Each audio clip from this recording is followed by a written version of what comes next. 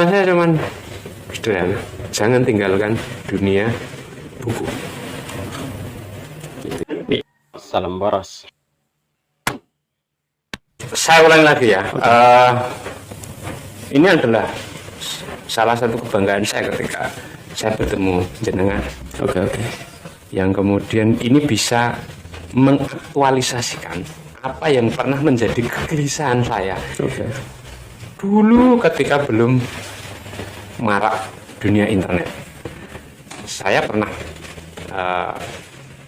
waktu itu ada pertemuan nasional di Ambarawa, Jawa Tengah, dan saya bertemu dengan teman-teman dari Timur Maluku, Nusa Tenggara, dan lain sebagainya.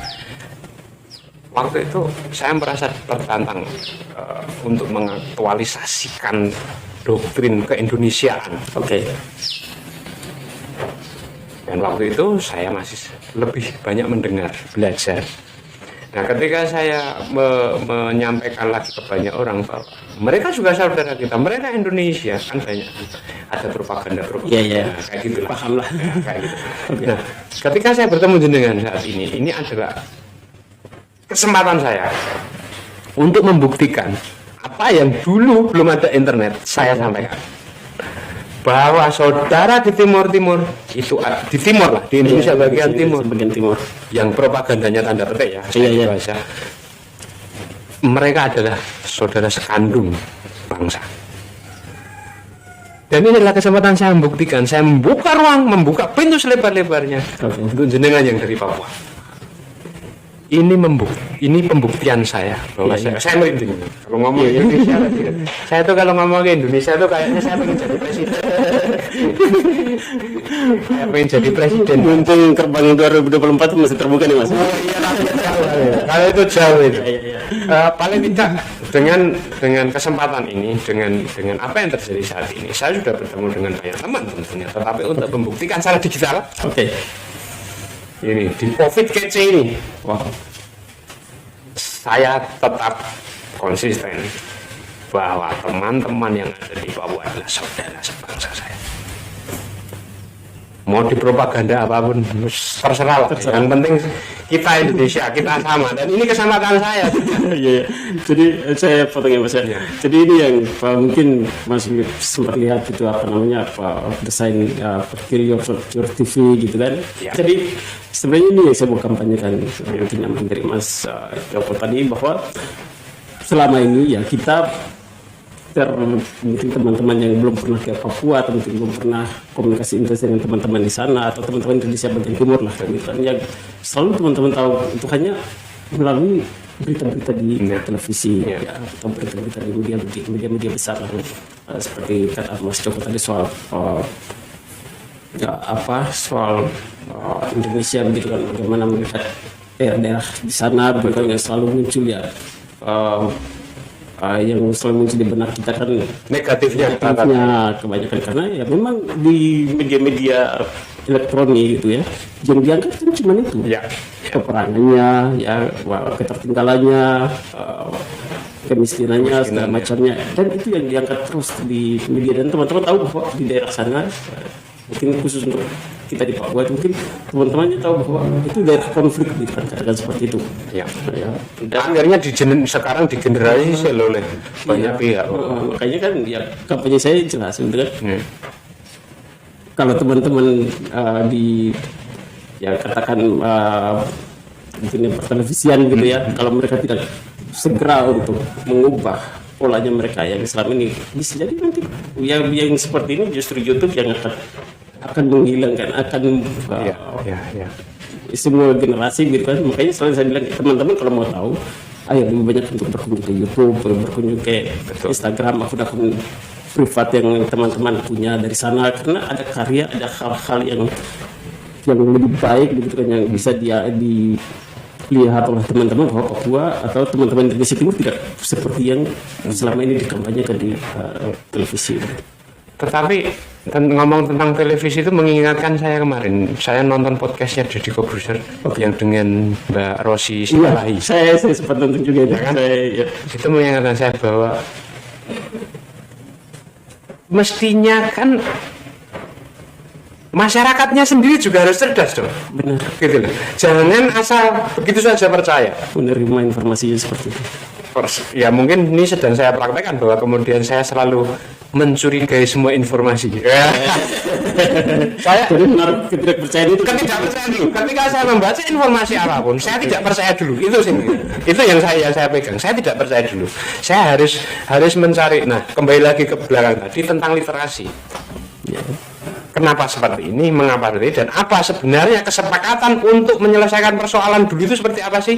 Apakah kesepakatannya dulu itu menampilkan hal-hal yang negatif ini? Saya pikir enggak.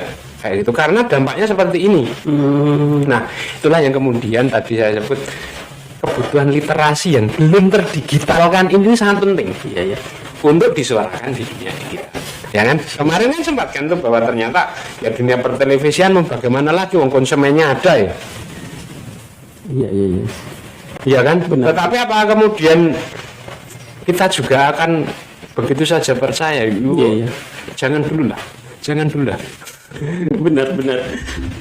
Ngomong soal itu podcast itu saya sempat komentar juga hal yang sama. Saya bilang ya selama ini Papua teman-teman di luar misalnya Papua atau teman-teman Indonesia Timur dengan mereka mengatakan bahwa daerah tertinggal atau daerah konflik dan lain sebagainya begitu kan. Makanya saya bilang ya solusinya ya kalau memang teman-teman di televisi kalau tidak mengubah ya mau tidak mau kita harus kampanye untuk clear TV begitu kan, matikan TV Anda sih.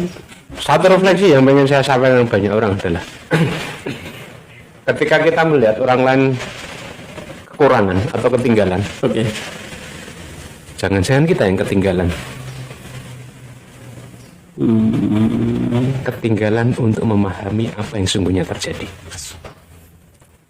Ketinggalan ini ya.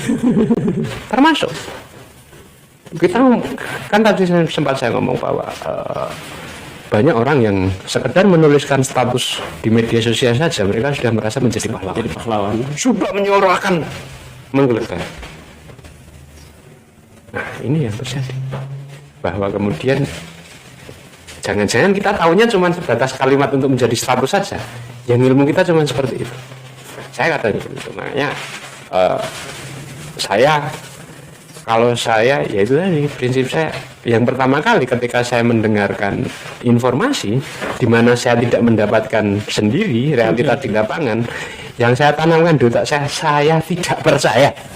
Jadi ini yang penting yang menurut saya untuk sahabat kita semuanya bahwa ini loh sekarang kita tahu ya dengan kehadiran teknologi dengan berbagai macam platform sosial media dengan berbagai macam narasi-narasi yang bertebaran di dunia maya ya saya sepakat sekali dengan Mas Joko, artinya kita jangan langsung mempercayai atau menelan mentah-mentah apa narasi yang sekarang bertebaran di sosial media begitu ya, tetapi bagaimana memfilter setiap narasi-narasi itu ya.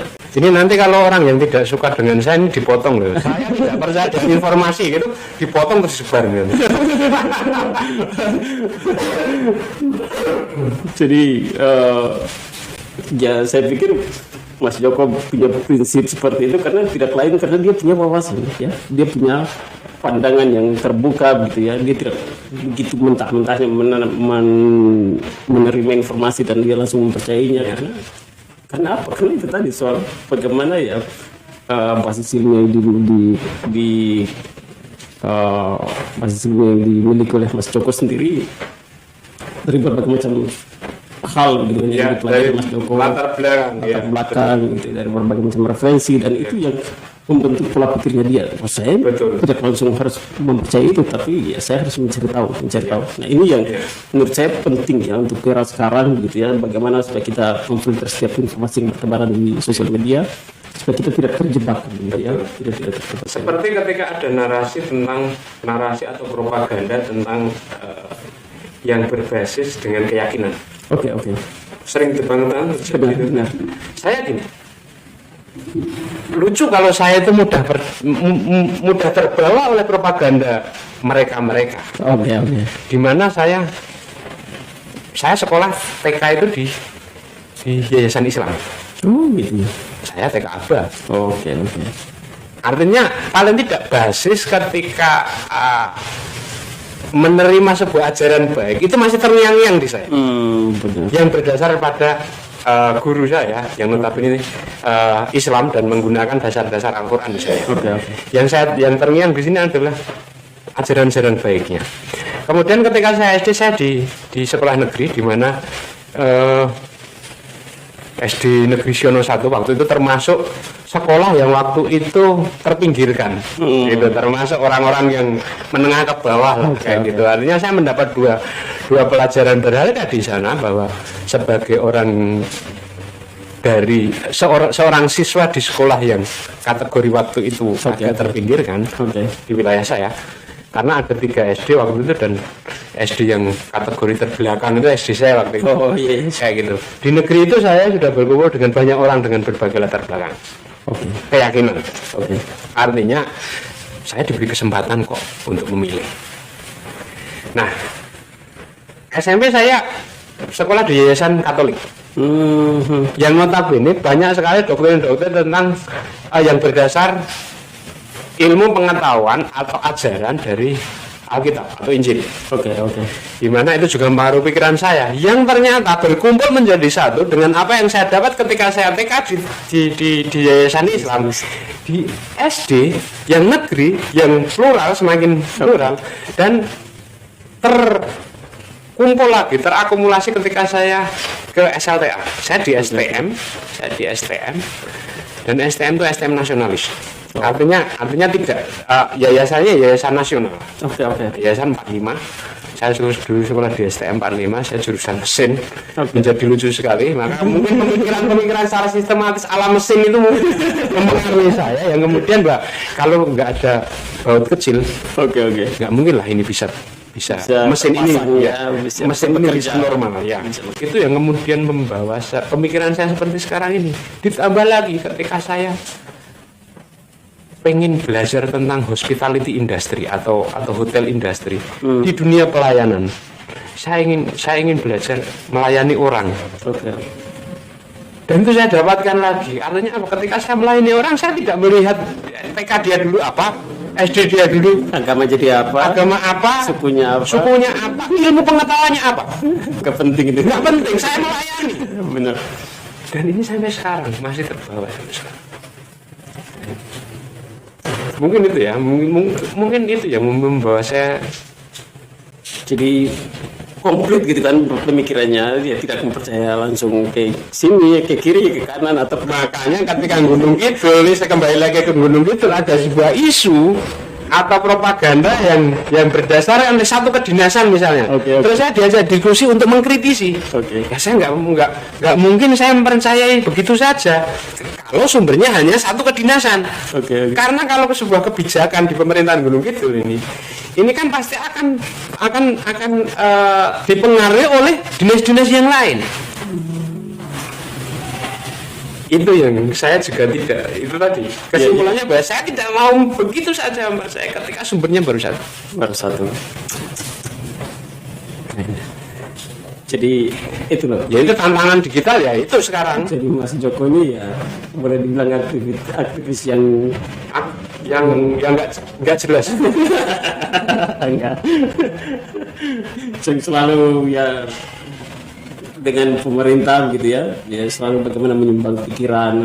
Ya saya selalu menyampaikan ke teman-teman yang di birokrat yang mungkin kadang kesentil dengan suara saya atau dengan tulisan saya. Teman-teman, saya itu nggak melawan kalian loh. Gitu loh. Saya itu melawan kebijakan yang akhirnya terputuskan loh. Misalnya ya. Tetapi melawan pun saya juga tahu diri karena ini sudah diputuskan oleh kalian secara komunal. Kalau cuman kamu sendiri lah ya Pak, labrak gitu. Kalau kamu sendiri, tapi kalau itu menjadi keputusan bersama, artinya komunal, ya nggak mungkin lah saya melabrak, mau bunuh diri saya. Tetapi paling tidak saya memberi ruang untuk mengajak untuk menawarkan perspektif yang berbeda. Benar, betul. Itu supaya memperkaya gitu kan teman-teman di sana ya. Ya akhirnya dari situ kita tahu lah yang dinas itu tuh begini, yang Pak itu tuh begitu dapat sendiri saya. Terima kasih. Kayak gitu. Benar. Tapi sekali lagi saya tidak pernah mencoba melawan personal. Itu sudah menjadi doktrin saya mungkin ya. Saya nggak akan pernah melawan personal. Ketika menyuarakan sesuatu pun, misalnya saya menyindir jenis. Ini nanti kita tarik ke dunia pergerakan juga, bahwa sebenarnya dunia pergerakan dari dulu itu tidak pernah melawan perorangan. Saya meyakini kok sampai sekarang, walaupun ini bom rezim yang dulu itu Soeharto dan lain sebagainya, saya yakin yang dilawan bukan Soehartonya. Iya. Rezimnya apa? Orang ya itu kan udah komunal. Kenapa Soeharto akhirnya menjadi sosok yang sasaran tembak? Ya wajar lah. Karena harus ada satu point view yang akhirnya harus menjadi sasaran kita ya. Iya. Karena ya dia sekarang saja misalnya Covid kece ini menjadi sasaran tembak. Oke. Pasti yang akan disasar adalah jenengan, walaupun jenengan ada tim. Benar. Nah itu yang kemudian juga saya sadari bahwa ketika saya menyuarakan sesuatu pasti juga akan saya yang akan disasar. Padahal saya membawa suara orang banyak misalnya. Gitu. Nah itu yang mencoba juga saya simpulkan di dunia digital ini. Ketika kamu berani mengkritisi lewat dunia digital. Oke. Walaupun kamu itu memperbaiki literasi kamu banyak dari berbagai sumber. Oke. Yang menjadi sasaran tembak adalah dirimu. Ketika diadili oleh massa, kamu nggak mungkin. Jelek sekali ya ketika dan saya cuman katanya itu atau saya mendengar dari si ini. Kamu jadi lucu kan kalau seperti itu. Benar. Nah itu juga yang kemudian harus semakin banyak disampaikan di dunia digital. Cobalah, orangnya susah, iya susah, tapi jangan kemudian yang diajar orangnya gitu loh. Iya. Tapi pemikirannya akhirnya yang diputuskan secara komunal, ada perspektif lain loh. Bisa jadi perspektif kita salah, bisa loh. Ya loh. Saya sih keren. Saya melihat keren. Oke. Mungkin lebih ke ini ya, mungkin apa tawaran konkret dari Mas Joko untuk teman-teman yang sekarang bergerak ya, yang sedang aktivis begitu kan. Apa tawaran konkret Mas Joko untuk teman-teman ini supaya menerima teknologi atau kehadiran teknologi ini sebagai sarana untuk menunjang gerakan kita ke depan. Masih seperti yang tadi, perbanyak literasi yang belum didigitalisasikan. Mau bergerak jangan hanya berdasar dengan informasi, dengan catatan, dengan berita, dengan omongan atau propaganda yang berbentuk digital. Jangan hanya itu. Kuatkan dengan literasi yang belum terdigitalisasikan. Contohnya seperti apa? Contohnya misalnya ketika kita mau menyuarakan kita mau mengkritisi tentang kebijakan pembangunan di Indonesia Timur. Oke. Kita mau mengkritisi itu. Yang kita tangkap sekarang ini kan hanya semuanya pembangunan. Iya. Ngerti nggak sih kalian itu kalau ini sudah ditulis pembangunan bahwa sekarang di era sekarang di tahun ini atau di tahun ke depan ini akan terfokus di Indonesia Timur misalnya. Oke. Ini tuh sudah ditulis jauh hari sebelumnya. Nah, kalau kita mau mengkritisi kritisi kebijakan yang terjadi saat ini. Misalnya ternyata tidak serius membangunnya. Oke. Kalau saya menawarkan seperti itu, contohnya, jadi ketika ada orang Indonesia Barat, misalnya seperti saya, itu mengkritisi, kenapa sih sekarang pemerintahan sekarang banyak membangun Indonesia Timur, misalnya. Oke. Kenapa kita nggak dipedulikan? Kan banyak kan, kalau di Papua itu harga minyak kan sudah tinggi dari dulu. Iya. Sementara Indonesia Barat, notabene Jawa, murah. Oke. Mereka diam saja kok. Mereka nggak komplain kok. Benar. Itu. Iya. Nah, yang sekarang akan menjadi persoalan nanti di Indonesia Barat khususnya, notabene di wilayah Jawa. Oke. Ini adalah peraturan lalu lintas yang terbaru, yang tidak boleh pakai sandal. Sementara sepatu masih mahal di Papua. Ada tuh. Ya ini sekarang lagi jadi wacana ya. Bukan wacana, sudah menjadi perbincangan di dunia digital. Di ini bahwa mengendarai motor tidak boleh pakai sandal. Terbaru ini, termasuk terbaru. Nah, kalau kita membandingkan lagi, nanti orang Papua beda lagi lah cara berpikirnya, nggak serta merta. Makanya saya pakai sepatu kan, karena saya takut. Nggak, intinya seperti itu. Intinya yang ingin saya sampaikan adalah perbanyak literasi yang ternyata belum terdigitalisasikan. Jadi perbanyak sumber. Teman-teman muda yang ingin menyuarakan apapun, itu jangan hanya berbasis pada apa yang tertulis di dunia digital, karena banyak sekali yang belum terdigitalisasikan. Benar. Saya tadi nonton buku fotonya Mas Wahyu, koleksi kedai 69 ini, kedai kopi 69 ini, tentang dulu pedagang daging babi itu jalan-jalan. Pokoknya di apa itu, ditawar-tawar ya, apa bahasa Indonesia, ditawar-tawarkan cara jalan gitu. Itu dulu. Nah, paling tidak kan itu kan menjadi basis bahwa dulu berpikir, kalau dulu pernah terjadi loh, dan itu baik-baik saja. Baik-baik saja loh. Nah, kayak gitu. Sekarang enggak. Sekarang menjadi enggak. Nah, itu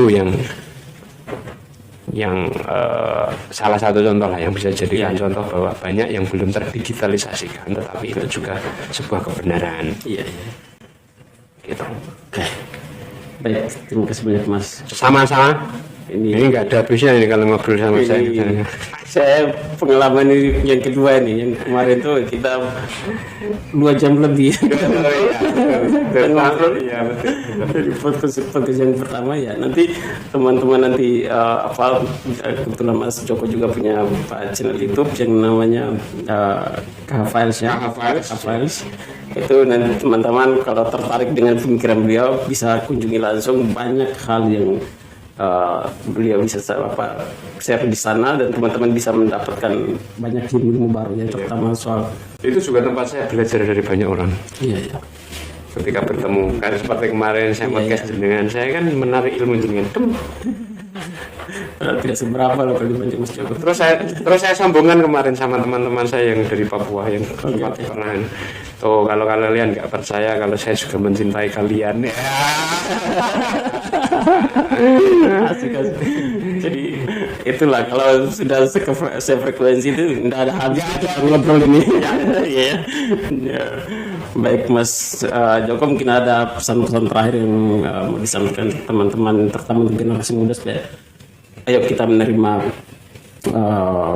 kehadiran teknologi ini untuk atau teman-teman yang aktivis lah, katakan seperti itu, supaya kita jangan hilang jejak begitu ya, hilang jejak di digital gitu, katakan seperti itu. Kalau pesan saya cuman sederhana, jangan tinggalkan dunia buku. Itu ya. Itu saja.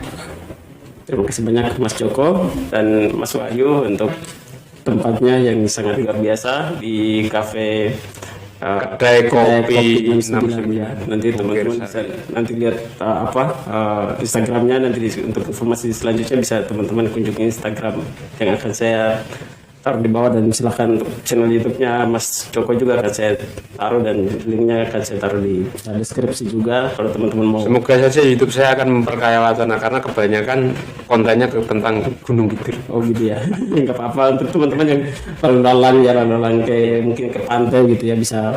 Kalau Mas Joko ini kebetulan senang untuk ngobrol juga Mas Wahyu, dan ya saya sudah 3 kali lah ke sini, dan tempat ngobrol di sini saya pikir sangat nyaman sekali. Kalau ada teman-teman lagi dari timur misalnya pas main ke Gunung Kidul, kontak-kontak saja. Kita ngobrol tentang banyak hal. Ya. Baik. Oke, teman-teman, saya pikir demikian saja ngobrolan kita hari ini. Banyak yang kita sudah ceritakan, dan pesan dari Mas Joko ya sebagai seorang aktivis, tapi juga tidak menyepakati terlalu mulia disebut aktivis, penulis, fotografer, itu pun Mas Joko tidak menyepakati bukan narasi, tapi ya pokoknya seperti itulah. Tapi dia orangnya suka ngobrol ya, suka banyak turun ke jalan untuk memperjuangkan banyak hal di Gunung Kidul, dan banyak menulis juga, dan sekarang fokus ke YouTube karena ya salah satu saya pikir ya kegelisahan kita sama gitu ya, bagaimana kita menjemput teman-teman muda ini untuk menawarkan pikiran kita, apa yang menjadi perjuangan kita, ya kita jemput ke mereka melalui ya obrolan-obrolan seperti ini. Jadi kita hadir di ruang-ruang digital juga untuk menawarkan pikiran-pikiran seperti ini untuk teman-teman yang lain gitu ya. Jadi itu tadi obrolan kita banyak untuk topik kita tadi, bahwa bagaimana melihat ya bahwa dunia gerakan hari ini, dan pesan dari Mas Joko bahwa satu saja, karena kita sadari bahwa hari ini kita berada di kita hidup di era digital yang dimana di berbagai macam platform sosial media itu dibanjiri dengan informasi, dengan berbagai macam isu dan lain sebagainya, dan ini menjadi tantangan tersendiri untuk kita semuanya bagaimana untuk memfilter setiap informasi yang kita terima gitu ya. Dan dari Mas Joko sendiri ya menegaskan untuk pribadinya dia, setiap informasi yang dia terima itu tidak langsung mempercayai itu, dia menaruh ketidakpercayaan dan dia ingin mencari tahu, karena ya yang saya tangkap ya bahwa ya karena dia punya prinsip begitu karena punya wawasan yang luas begitu. Wawasan itu dari mana ya? Peminat buku juga, kutu buku juga ternyata ya. Itu juga terlalu mulia ya, Pak. Itu juga terlalu mulia. Kita mau cari senang baca. Jadi penegasan dari Mas Joko satu saja, bahwa kita perbanyak membaca ya, banyak baca buku itu penting daripada kita membaca informasi di sosial media yang menurut saya mungkin terbatas ya, soal apa referensinya, soal datanya juga kita tidak tahu asal usulnya dari mana, tapi ya itu bertebaran di sosial media gitu ya. Tapi yang paling penting bahwa kita membaca buku supaya kita punya perspektif ini tidak sempit ya, kita bisa mampu untuk memfilter, kita bisa menganalisa lebih jauh tentang berbagai macam informasi yang kita terima di sosial media. Saya pikir sekali lagi Mas Joko, terima kasih banyak untuk waktunya, dan teman-teman sahabat kerja sekalian, silahkan diambil yang positif menurut teman-teman melalui obrolan kami, dan yang negatif atau yang mungkin menyinggung perasaan teman-teman silahkan ditinggalkan saja ya. Itulah. Betul. Kalau nah, ini kan salah satu bentuk keberanian kita di kita ya, bahwa kemudian kita paling tidak bisa menyampaikan sesuatu ya. Lepas itu ternyata suka tidak suka itu kembali ke pribadi ya, itu hak masing-masing setiap orang gitu ya. Betul. Oke, baik, terima kasih untuk teman-teman semuanya. Kita jumpa di video-video selanjutnya. Jangan lupa untuk subscribe, like, dan silahkan share video ini untuk menjadi referensi ya, untuk kita terus berbagi ilmu, berbagi pengalaman ke teman-teman yang lainnya. Saya pikir demikian saja. Kita jumpa di video lainnya, video selanjutnya.